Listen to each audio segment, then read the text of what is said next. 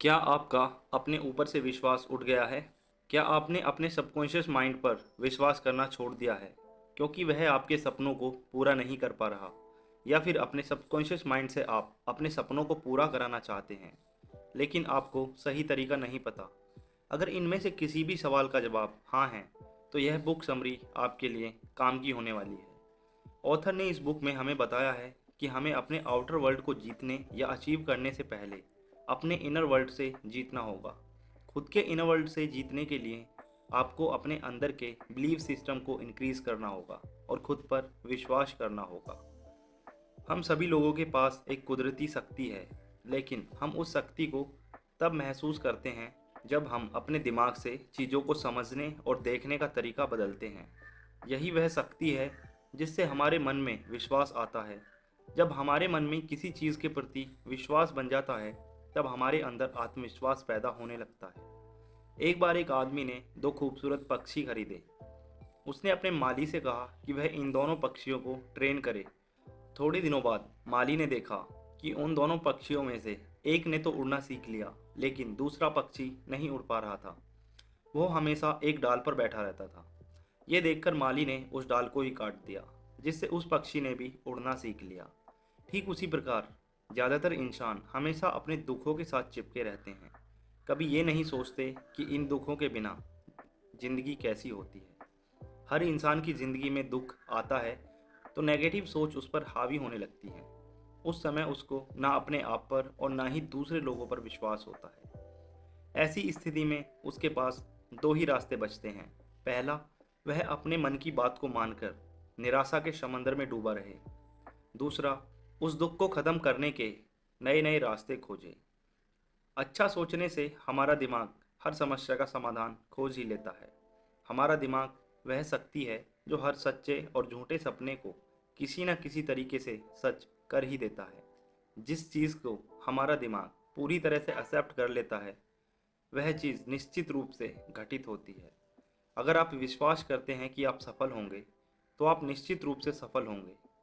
लेकिन अगर आप विश्वास करते हैं कि आप सफल नहीं होंगे, तो आपको असफलता ही हाथ लगेगी। यानी कि सारा खेल मन के विश्वास का है। कोई ना कोई नेगेटिव चीज़ इंसानों को अपनी तरफ आकर्षित करती रहती है। जिस दिन आप उस डाली की तरह अपने आप से नेगेटिव चीज़ों को दूर कर देंगे, उस दिन से आपकी ज़िंदगी में बदलाव आने शुरू हो जाएंगे। Your feelings are your biggest weapon.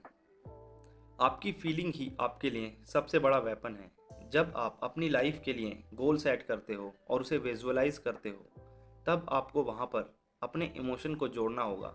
हमारी फीलिंग्स और इमोशन में बहुत पावर होती है। हम अपने डिज़ायर को इमोशन और फीलिंग से कनेक्ट करते हैं, तब वहाँ पर बहुत बड़ा रिजल्ट सामने आता है।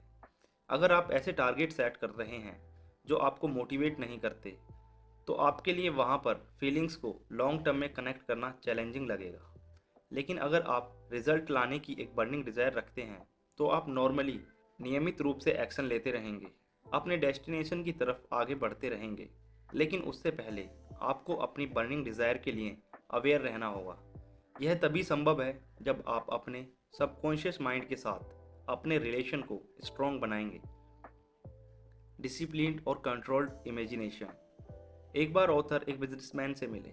उस बिजनेसमैन ने ऑथर को बताया कि कैसे उसने अपने बिजनेस की शुरुआत एक छोटे से स्टोर से की थी।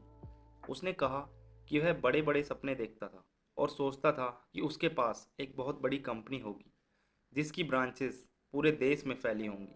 वह अपने मन ही मन में बड़े बड़े ऑफिस, बिल्डिंग्स, फैक्ट्रीज और स्टोर्स की पिक्चर क्रिएट करता था। वो यह प्रैक्टिस रेगुलर बेसिस पर करता था, एक कंट्रोल्ड इमेजिनेशन के साथ। वो जानता था कि रेगुलर और कंट्रोल्ड इमेजिनेशन के साथ वह अपने सपनों को पूरा कर सकता है। वह अपने अंदर एक मैजिकल एनर्जी को फील करता था। इससे उसे काम करने की इंस्पिरेशन और मोटिवेशन मिलती थी। धीरे धीरे वह प्रोस्पेरिटी की तरफ बढ़ने लगा। लॉ ऑफ अट्रैक्शन की पावर से वह सब कुछ अट्रैक्ट करने लगा जिसकी उसने एक कंट्रोल्ड इमेजिनेशन की थी। उसने लॉ ऑफ अट्रैक्शन को यूज़ करके अपने सपनों को रियलिटी में बदल दिया। उसने वह सब कुछ पाया जिसकी उसने इमेजिनेशन की थी। ऑथर को बिजनेसमैन की कही हुई एक लाइन खास तौर पर पसंद आई। अपने आप को एक सफल व्यक्ति के रूप में इमेजिन करना जितना आसान है, उतना ही आसान है अपने आप को एक असफल व्यक्ति के रूप में इमेजिन करना। Teacher of mental science Thomas storm ने कहा था, feeling is the law and law is the feeling. Feeling he power का सोर्स है। रिजल्ट पाने के लिए हमें अपनी कंट्रोल्ड इमेजिनेशन को फीलिंग से चार्ज करना चाहिए। अपने गोल्स को अपनी फीलिंग से जोड़कर पावरफुल बना लें। अपने गोल के प्रति हमेशा लॉयल रहें। आपके पास फाइनल रिजल्ट को कंट्रोल्ड वे में इमेजिन करने की अमेजिंग पावर है।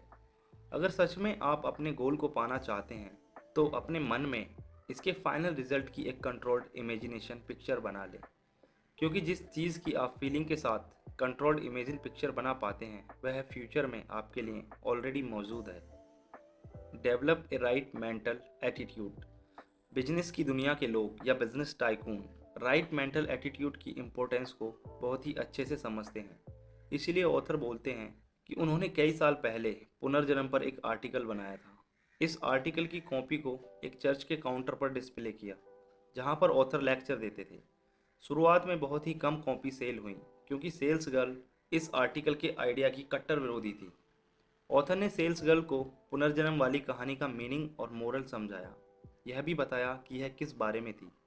वह स्टोरी को समझ गई और उसने ऑथर के लेक्चर ख़त्म होने के पहले ही सारे पैम्पलेट्स बेच दिए। यह स्टोरी एक राइट मेंटल एटीट्यूड की इम्पोर्टेंस का एग्जाम्पल थी। आपके राइट मेंटल एटीट्यूड का मतलब है पीपल, सिचुएशन और ऑब्जेक्ट्स पर mental reaction. The power of believe. Author बताते हैं कि उनका एक रिलेटिव था, उसे ट्यूबरक्लोसिस की बीमारी थी। उसके लंग्स में यह बीमारी काफ़ी बढ़ गई थी। तब उसके बेटे ने उसका इलाज करने का फैसला किया। उसने अपने फादर से बोला कि वो एक सन्यासी से मिला था, जिन्होंने उसे एक रिंग दी और इसके बदले में उससे $500 ले लिए। लेकिन लड़के ने वो रिंग एक्चुअल में एक सुनार के यहाँ से ली थी। उसने अपने फादर को बताया कि ये अंगूठी के छूने से ही कई लोगों की जानलेवा बीमारी ठीक हो चुकी है। उसने अपने फादर के बिलीफ सिस्टम को इतना ज़्यादा बढ़ा दिया कि उसके पिता ने उसके हाथ से रिंग छीन ली और अपने सीने पर रखकर प्रेयर करने लगे, और कुछ दिन बाद ही वो नॉर्मल हो गए और सारी बीमारियां भी ठीक हो गई। उस रिंग ने बूढ़े आदमी को ठीक नहीं किया, यह तो उसका बिलीव था जो इतना बढ़ गया था। उसका बिलीव और फीलिंग्स एक दूसरे से जुड़े और उसको बिल्कुल ठीक कर दिया। उसको कभी भी पता नहीं चला कि उसके साथ क्या ट्रिक खेली गई थी। बिलीव की पावर इतनी बड़ी है जिसे इस स्टोरी से हम समझ सकते हैं। वह बिलीव ही है जिसकी वजह से लोगों की लाइफ में बड़े बड़े टर्निंग पॉइंट्स आते हैं। आप और हम सब बिलीव की पावर को यूज़ करके लाइफ में कुछ भी हासिल कर सकते हैं। बिलीव से कुछ भी किया जा सकता है। यदि आप भी खुद को बेहतर बनाकर अपने सपनों को पूरा करना चाहते हैं तो डॉक्टर जोसेफ मर्फी की इस बुक बिलीव इन योरसेल्फ को एक बार ज़रूर पढ़ें। उम्मीद है आपको ये समरी पसंद आई होगी। ऐसी ही और मोटिवेशनल बुक समरी सुनने के लिए हमारे चैनल को सब्सक्राइब ज़रूर कर लें।